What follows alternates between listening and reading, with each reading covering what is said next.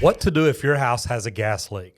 First of all, if you've got a serious gas leak and you don't know how to turn the gas off, call 911. That's one of the most important things. Now, I will tell you this. If this is a gas leak that you can actually fix and repair, it's going to save you a lot of money. So before you call 911, you might go out, turn the gas off at your meter. Turning the gas off at your meter is not very hard to do. There's a valve in line. You get a crescent wrench on it and you turn it to where the handle, instead of being parallel, becomes perpendicular. It's a 1/4 degree turn. That shuts off the valve. That can save you a lot of money. If you do call the gas company or 911 or somebody like that, they're going to come turn your gas off. If it's the gas company and they determine you do have a leak, they're going to lock it out and wait for you to call a plumber, get it fixed, pull a permit, get it inspected, and then they'll come back out and turn it back on. Depending on where you live, that could take up to a few days.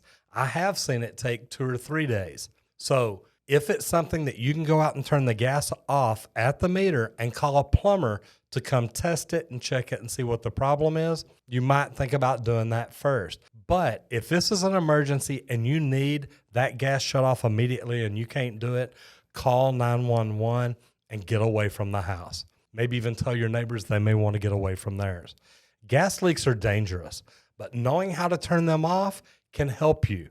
Most plumbers carry wrenches with them, a big crescent wrench, just to reach down, grab that valve, and turn it off. Now, if you think you know where the leak is coming from and it's outside and it's not that big a deal, you may want to spray it down with soap bubbles. Y'all seen me do that before? Spray it with soap bubbles and see if that's where the leak is.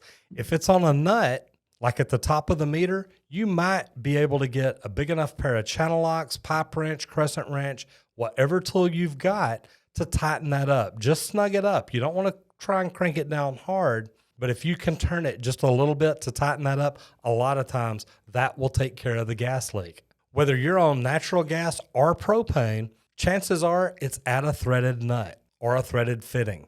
Normally, there's not leaks in the middle of the pipe, although I have seen it on CSST. Now, CSST is a little bit different because a roofer driving a nail through the roof, even a lightning storm, I've seen put holes in a CSST gas line. So depending on what type gas line you're working on, understand what it is, understand how to fix the repairs, and know what you're doing. The last thing you want to do is think that you fixed a leak and maybe you didn't, and now you've either made it worse or you've put your family in danger. There are a lot of DIY plumbing things that you can do around the house. And I'm not telling you can't fix your own gas leak. I've just told you how to find it and how to fix it. But if you're not 100% sure, call a plumber or whoever works on gas where you live. Here in Texas, where I'm at, the plumbers are the ones that actually work on the gas system. Actually, if you call the gas company and they come out and the leak is on your side, they will not fix it. They will not try to fix it.